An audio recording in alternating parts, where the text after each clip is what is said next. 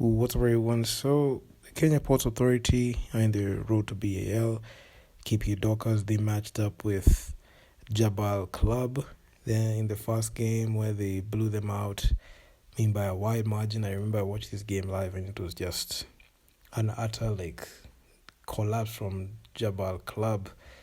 Then, course PN, the game happened yesterday. KPA lost by 6 points. This game ended 66-60.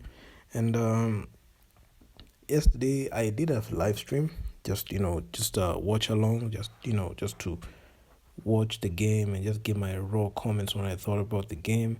And watching that game live just hit me differently because I saw some things that the KPA side did. I watched both games live, like the Jabal Club and Cospien. I watched those games to the entirety.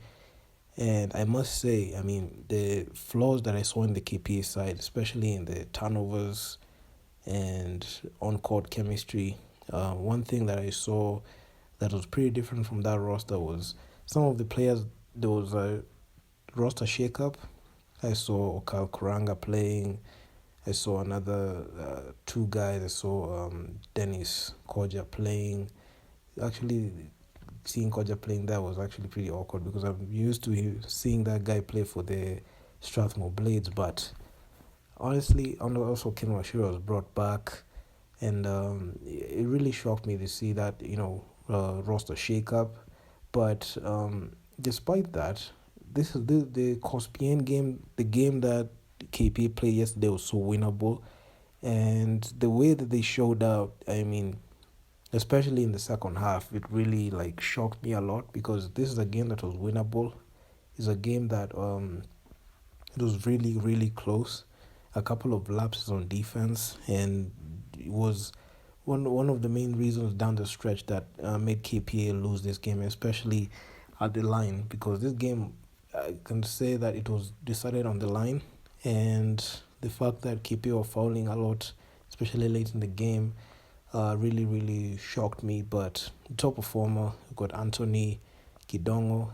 He had a plus 13 efficiency, 10 points, 7 rebounds, 1 steal. He showed out pretty well in this game. But if you look at statistically in the rebounds, you can see KPA led with 53 total rebounds, 34 defensive rebounds, 19 offensive boards. And shooting-wise, KPA weren't able to shoot well. They shot, even Cospien didn't shoot pretty well. Cospien shot 32% from the field, KPA 30% from the field. But on 2-point field goals, you can see Cospien are really, really capitalizing on the inside shot. On 2-point field goals on mid-range, 50%. And it's funny to me that from deep, KPA's shots were going in 24%, but on the line you could see the difference. There was a 10% difference, 73% on the line for Cospien and KPA 62. So this is very alarming, but one thing that was consistent even with the game that they won was the amount of turnovers that KPA were committing. Like in this game that they lost by 6 points, KPA had 27 total turnovers, and 21 fouls, so they led in turnovers and fouls. So one thing that I've seen consistent, even when I've been looking at FIBA games, if a team is leading in fouls and turnovers, you're definitely not winning that game. And if you do, man, you have to change up on those bad habits, and you have to change on those bad habits because those are things that really, really had a team down the stretch. But there were 4 lead changes in this game, and the majority of those lead changes happened in the first and third quarter. In the first quarter, it was just a seesaw. Both teams were, holding serve pretty well in the first. In the second, KP were dominating in the second quarter. But in the third, midway in the second, I could see a situation where KP had a slight scoring slump a few minutes to the end of the third, where that huge lead change happened, and since then KP are kind of playing catch up in the fourth, and they had a major scoring slump. There's this point where they're not able to score the basketball at a consistent rate, of which it's something that has been lacking. It was lacking in that game, and they lost that game. The biggest lead was by KPA by 10. Biggest lead by Cospian was 9. I mean, it was just a game that was stolen away from KPA's hands. KPA just dominated. They led this game for 23 minutes, Cospian 13, and the turnovers and the lapses on defense, and not having like a good facilitator on offense, and having a stagnant offense was one of those things that I saw in that game, and it was alarming to me. I mean, the usual suspects, the guys even who played pretty well in the game that they blew out Jabal Club. I mean, they didn't show up. Like Okal Kuranga, he came in, he played heavy minutes when he scored 7 points, 37% shooting from the field, 102 from deep. He had 11 rebounds. Anthony Kidongo, we talked about him. 17 minutes played, 10 minutes. Ken Washira, 24 minutes played, 13 points. 3 of 19 shooting, he shot out worst. Field goal shooting was just the worst for this guy. I mean, and 2 of 12 from deep. So, I mean, out of 12 attempts, he only sank 2. But from the line is where the silver lining was, because from the line you could see he scored 5 of 7. Those are 71% shooting. So this was actually not a good game by the KPS side. You could see even the guys, your ball handlers, Eugene Adera. I mean, he had total of 7 turnovers. I mean, it was just a utter meltdown. 3 points, 1 of 4 shooting. Didn't even he took the fewest shots, and he was not able to facilitate. He only had 1 assist and 2 steals, plus minus of -8. And also Victor Odendo, I mean, he played 18 minutes, 0 points, 0 for 5 from the field, 7 turnovers, 3 personal fouls. I mean, it was just horrendous. It was just horrendous from that guy, man. Combined, Victor Odendo and Virginia Adera combined for 14 total turnovers.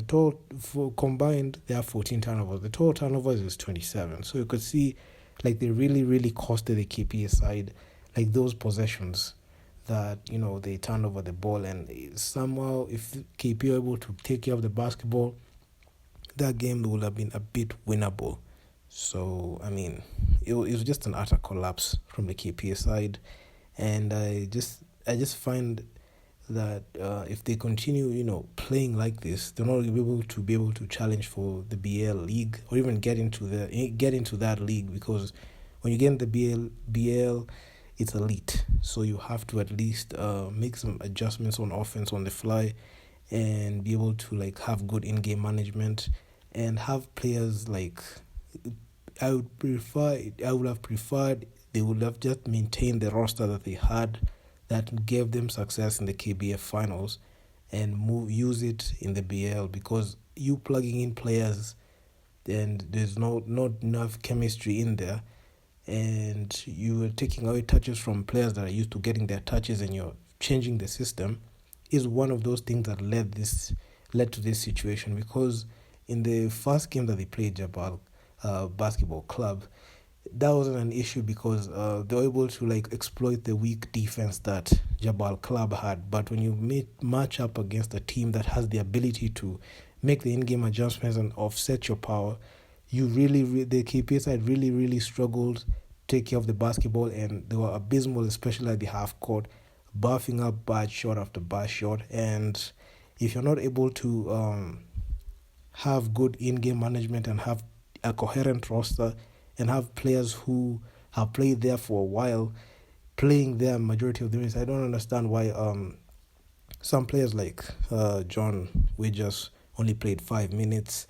I mean, Mayoti only played 4 minutes. Those are the guys that, when in KBF, they play good minutes and they are very efficient. So some of those minutes were taken away and were given to players that, they're very they are very productive, but if you look at the on-court chemistry, it wasn't there. They were not communicating. There was no communication, and that will lead to the turnovers, because KPA, I believe, works in a system, and every team has a system of their own that they work on.